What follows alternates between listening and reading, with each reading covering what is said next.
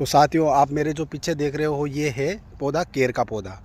केर का पौधा है जिसका वैज्ञानिक नाम है कैपेरेस डेसिडुस, और इसकी जो फैमिली है वो है कैपेरियसी। और ये छोटा कंटीदार पौधा, झाड़ी नुमा एक पौधा है। आप देख सकते हो झाड़ी नुमा ये पौधा है। और इसकी जो हाइट है वो लगभग वो 3 से 6 मीटर इसकी है वो हाइट होती है। और इसमें क्या होती है, पत्तियां हैं वो नहीं होती है। पत्तियां आप ना के बराबर इसमें है वो पत्तियां होती है। और जो फोटोसिंथेसिस जो होता है वो इसी डंडल में ही है वो फोटोसिंथेसिस होगा। प्रकाश जो संश्लेषण की क्रिया होगी वो इसी में से होगी। और ये इसी में से है वो अपना है वो फूड है जो भोजन है वो इसी में है वो संचित है वो करके रखता है।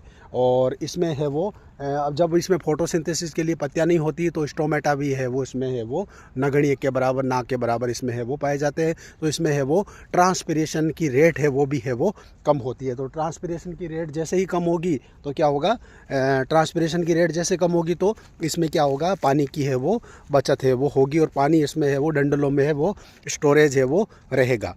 और इसमें क्या होगा, तो इसीलिए तो ये डेजर्ट में है वो आसानी से है वो पाया जा सकता है, क्योंकि एक बार बारिश होने के बाद ये अपना जो पानी का जो स्टोरेज है वो इस डंडल में है वो स्टोरेज है वो करके है वो रख सकता है।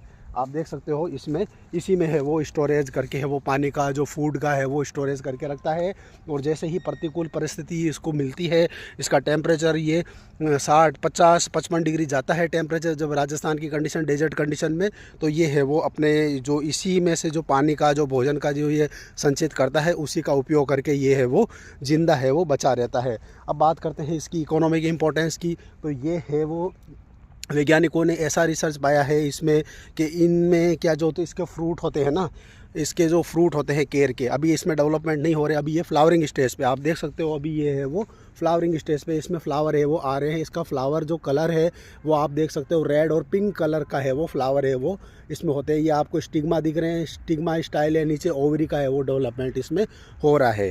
तो इसमें क्या है, जब फ्रूट इसका बनता है वो ग्रीन कलर का फ्रूट इसमें बनता है, छोटा सा फ्रूट होता है एक बेर की तरह।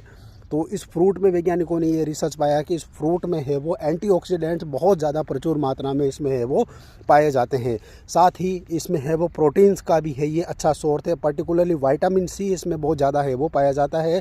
साथ ही साथ इसमें माइक्रो न्यूट्रिएंट्स भी पाए जाते हैं, जैसे iron, copper, manganese, zinc, cobalt, निकल, ये इसमें बहुत ज़्यादा है वो प्रचुर मात्रा में है वो पाए गए हैं। ऐसा है वो वैज्ञानिकों ने इसमें रिसर्च में वो शोध में ये वो पाया गया है। और अब बात करते हैं इसका ह्यूमन्स के लिए है वो क्या उपयोगी है। तो ये है वो बहुत सारे मधुमेह, अस्थमा, हार्ट पेशेंट्स के लिए है वो बहुत ज़्यादा है वो लाभदायक है। ये अस्थमा, मधुमेह के लिए वो इसका है वो यूज़ कर सकते हैं। और एक स्टडी पाई गई कि इसका जो पौधा है, इस पौधे की जो ये डंडल है, इसको अगर हमने पीस के पाउडर बना के अगर हम इसको कोई साल्ट टॉलरेंट क्रॉप है, जैसे कोई साल्ट में उग रही है या सैलिनिटी उसमें ज़्यादा है, उसमें अगर हम वेजिटेबल में या फिर कोई एग्रीकल्चर क्रॉप में इस पौधे का अगर हम स्प्रे करें तो वो है वो सैलिनिटी स्ट्रेस के लिए है वो प्रतिरोधी क्षमता है वो ये प्रदान करता है, क्योंकि इसमें बहुत सारे है वो antioxidant, particularly phenolics and flavonoids compounds इसमें है वो ज़्यादा होते हैं। साथ में इसमें लीव्स में ये देखा गया है कि लिप्स नहीं, इसमें जो ये डंडल है इसमें ये देखा गया कि इसमें है वो परऑक्सीडेज और सुपर ऑक्सीडेज एंजाइम की एक्टिविटी है वो भी इसमें है वो ज़्यादा होती है। इसमें जो फ्लावर जो कलर है वो मैंने आपको बताया था, ये आपको पिंक कलर का है वो फ्लावर है वो आपको दिखाई देगा।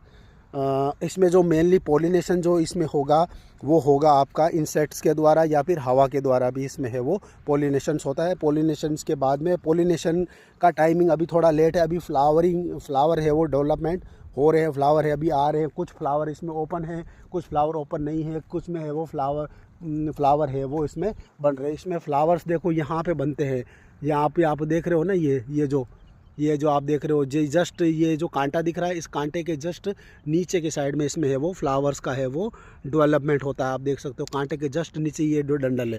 अब बात करते हैं इसका प्रोपोगेशन और ये कैसे है वो हम ग्रो करते हैं।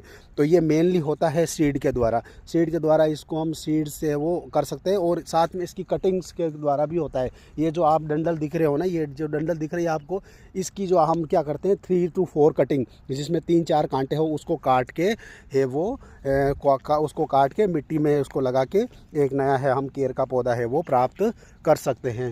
तो ये है, ये सबसे ज़्यादा डेजर्ट में पाया जाता है। उसमें बहुत सारे मिनरल्स, प्रोटीन्स और होते हैं। और इसका जो मेनली यूज़ होता है, जो केर का मेनली यूज़ होगा वो अचार बनाने में, फूड प्रिजर्वेटिव में इसका है वो यूज़ होता है। तो थैंक यू।